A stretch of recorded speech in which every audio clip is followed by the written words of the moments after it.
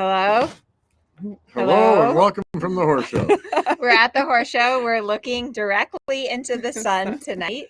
We are at Galway Downs, and there's these little like ranch houses that you can rent, which is super convenient because then you can just easily go check on your horses at night. Easy walk. Yes.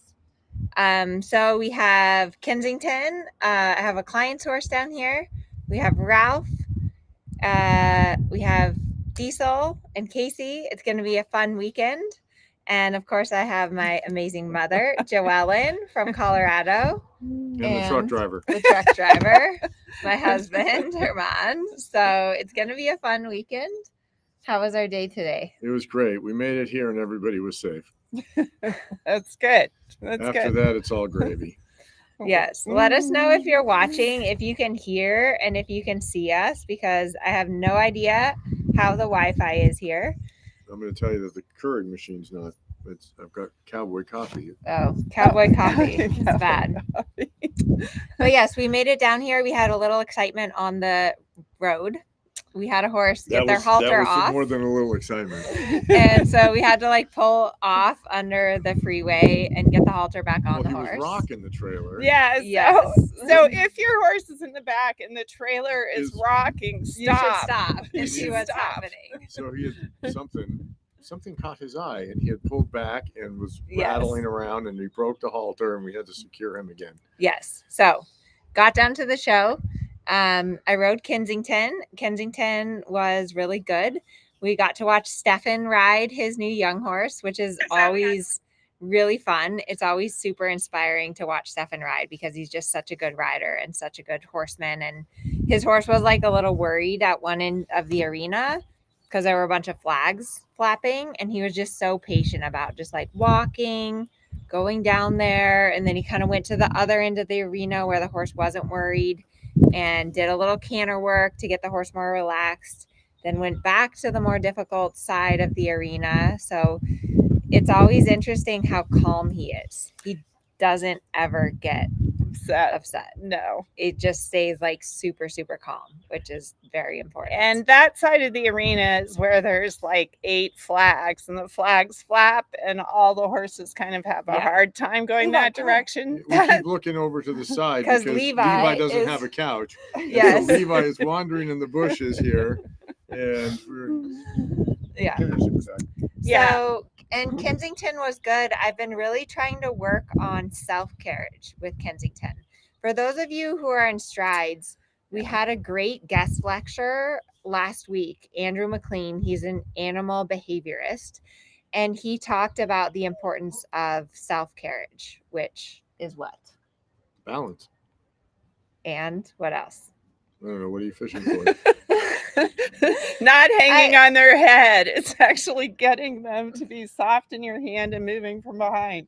The horse balanced on all 4 legs and not on your hands.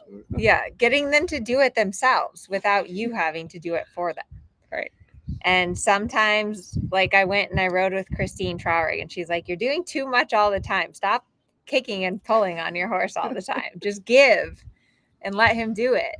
And so I've been working a lot on that with him. And it makes a big difference because if you're always pressuring your horse, like leg, hand, there's this tension that's created in their top line and in their body. And then they can't really have that fluidity.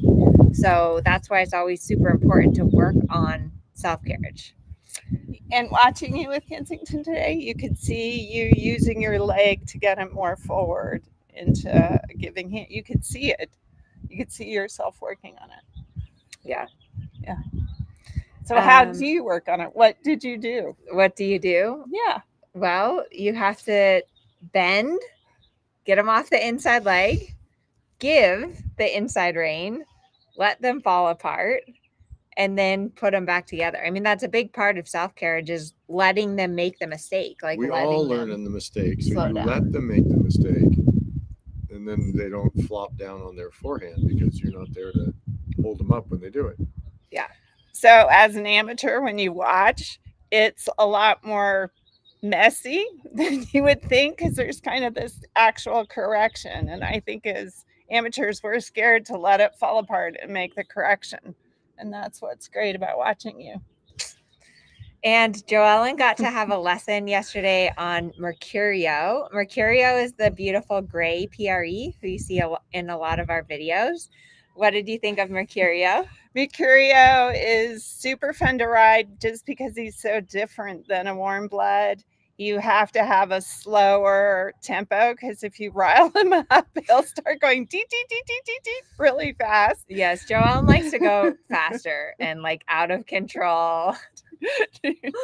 So we worked on controlled tempo, circles, accurate circles. Accurate circles. He was really fun to ride and fun to canter. He had a really nice canter.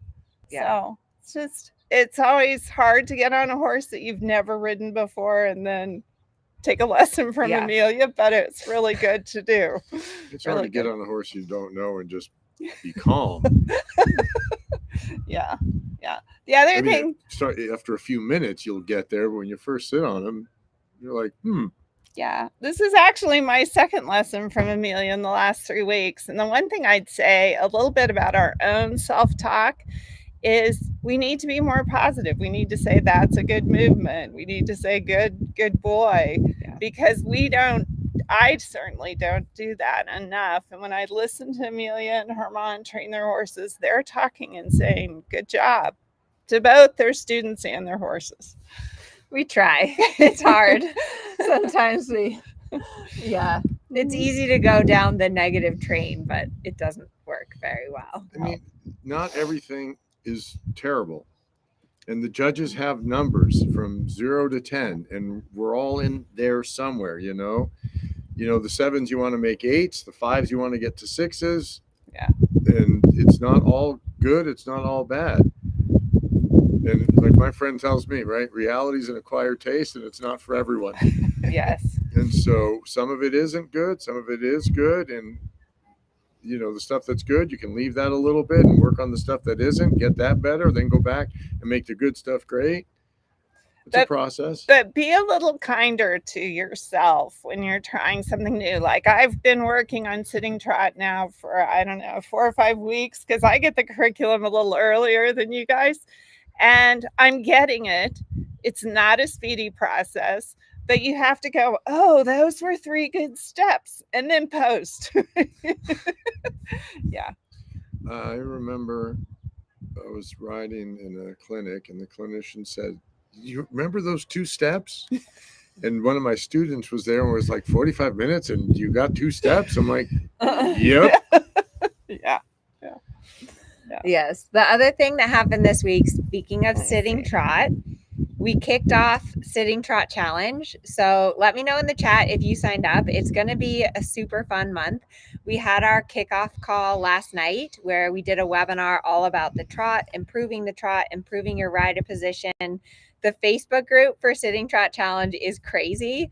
Like so many people are posting, and I always just love seeing pictures of you and your horse and what you're working on. And we have people from all over the world. So my team and I are definitely going to be busy this month with Sitting Trot Challenge, answering everyone's questions and just helping along to get those transformations that we see in our challenges. Like the beginning and the end results are really special. So it's going to be a very exciting, very busy month. We're like around the clock checking comments, getting everyone answered, replying to videos, and it's super fun. So that's going to be fun.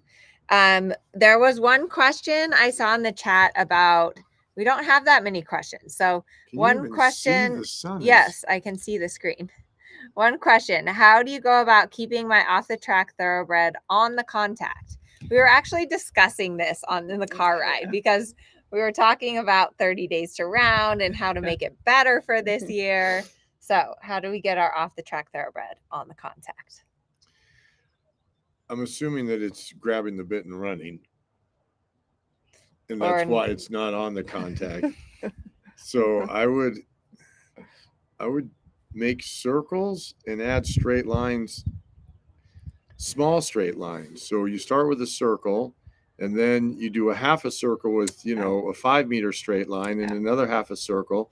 And if the straight line, you start to lose them, because what do you say? No horse is stronger than a bend. So you make that circle. And then as the balance improves, the self-carriage that we were talking about, then you start adding straight lines. And as soon as the horse takes over, do not pull with both reins. No pulling. You cannot pull your horse to go slower, especially a racetrack horse, because they pull on those horses to make them go faster. So turn, make the circle, bend, rebalance your horse. When the horse comes back, you soften. So the horse starts to understand, oh, when I'm balanced and at this tempo, the pressure goes away.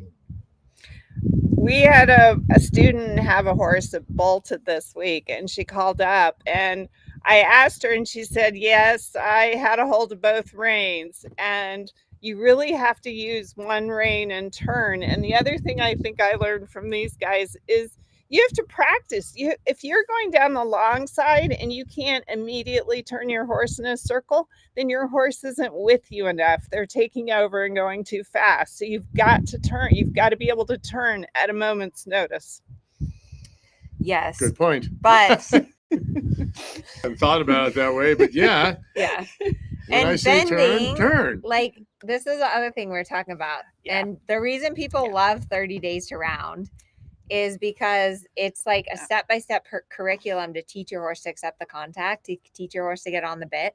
And it's super important that your horse bends laterally before you can get them round. And a lot of people miss that. I've been teaching a lot of clinics, and like 90% of the lessons I teach, the horse is not bending, especially to the right. The horse is not bending to the right. And if your horse isn't bending, then they're going to be stiff and they're not going to accept the contact. So, and now bend is not pull your horse's head to the inside. It's in the body. It's in the body. It's around the inside leg to the outside rein. Now, the inside rein sure helps, right? You're not going to really get it done without helping with that inside rein. But you, Levi's making his appearance. And that's why it gets difficult. Come on, Levi. On Make top your of appearance. It, when you try to bend to the right, is because most people are right-handed, and now your left rein is on the outside, and you have to make a fist with that outside rein because the outside rein needs to receive the inside leg. Yeah. And so you've got to think outside rein, inside leg, then the suppling to the inside. It's not pull your horse to its head to the inside with no outside rein, because then the horse is going to lose its balance, fall on the shoulder, and it'll be not good. So outside rein, inside leg, supple with the inside rein. And outside leg back, I think, slightly. As an amateur, I forget the haunches, and so I might have the bend in front of the saddle, but I don't have it quite right. But then behind. you get haunches out. Yeah, which is not a bend, right? The horse's spine has to match the arc of the circle. Yeah. So haunches out, the horse is still stiff, and what it did in response to your aid was stick his butt. Yeah. How do you correct the haunches? And also serpentines, lots of changes of direction. Because that makes the horse more supple and lets the rider feel it. Okay, one more question. I feel a little guilty because our people are like cooking us dinner and we're sitting out here doing Facebook Live. So maybe we should go help them. But I saw in the comments there was a question about canter to sitting trot, which is a good question. How do you go from canter to sitting trot? Because I feel like that's hard. What suggestions do you have? Really take care of your breathing and change your canter seat in that breath, right? So you're breathing, you take that deep breath. Yeah. As you exhale, you close your thighs, two fists, drop your weight, and if it doesn't work, just repeat it. Then if that's really not working, you can make the circle smaller until the canter's more difficult for the horse and keep repeating the aid. I was going to say, put your horse in a little shoulder in through the transition, because a lot of times the reason that it's hard to sit the trot after the canter is it's like this big strung out trot. So it's super bouncy. So put your horse in shoulder in and think about going to a small trot. And that will make it easier. And in addition to breathing, what tips do you have? The tip I have is to slow the tempo down. That you gotta Oh, you listened to me this week.